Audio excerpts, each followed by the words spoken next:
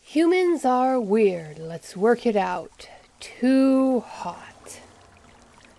I must admit, second sister said as she dipped her proboscis into the chilled nectar, I used to be quite smug about cousins who picked up new and interesting paranoias from human exposure. It's quite a different bundle of twigs when you must deal with aliens yourselves, expanding to the horizon, observed, his voice coming lazily from the depth of his mound as he absently turned over a few surface leaves to give a semblance of the color of amused agreement. Here, under the shade of the overarching vines imported from the original Motherworld, between two gently flowing streams, the temperature in the garden was almost moderate, and certainly well within the safe zone for a Shatar. Above them, the uppermost canopy was in a constant state of death and rebirth, and the artificially vigorous vines sacrificed the top leaves to shield the lower ones, even as the bacteria nodes in the roots pumped the extracted nitrogen into the ground. These agriforming vines provided an excellent source of biomatter for the gathering who chose to come to this planet. Second sister tilted her head to the side to angle her vision down at the leaves under her feet. Expanding to the horizon had assured her that all of his tendrils were too deep for her to damage them at this time of day, but she didn't intend to step on him accidentally. Are you expecting to develop a new or unusual paranoia of your own? Expanding to the horizon asked in a tone made of rustles and clicks. The Shatar curled her antenna in slow agreement and indicated something coming towards them,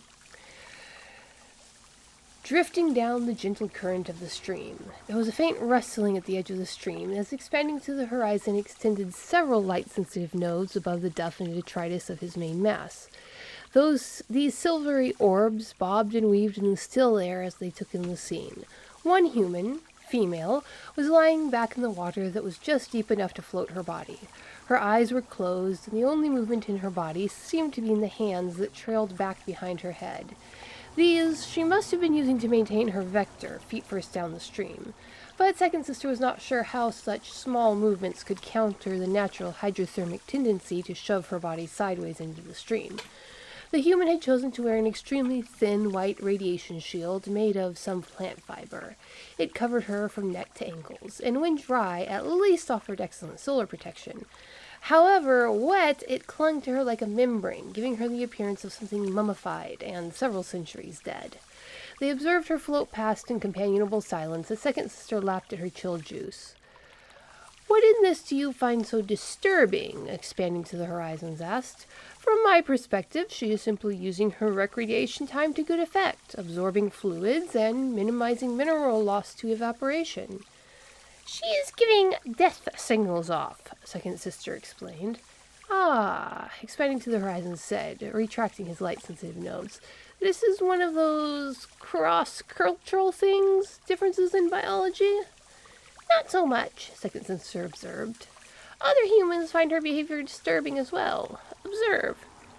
She pointed again to where another human was slowly trudging along one of the vineyard paths and was about to round a corner that would put the floating human in his line of sight. He came around the trunk of a large vine, and his binocular vision crossed over the white form in the water. He jerked back with a low exclamation and clutched his hand over his heart for several moments until his breathing slowed. "Too hot for this," he muttered as he moved to walk on. "Way too hot," the still form of the female in the water agreed languidly. "So why does she do something that makes others react to her as if she were dead?" Expanding to the horizons asked. "She says," second sister replied with a sigh, "it's just too hot." Humans are weird, let's work it out. Available on Indiegogo for the month of October 2022. Monty Python meets Star Trek in this third book of human absurdity.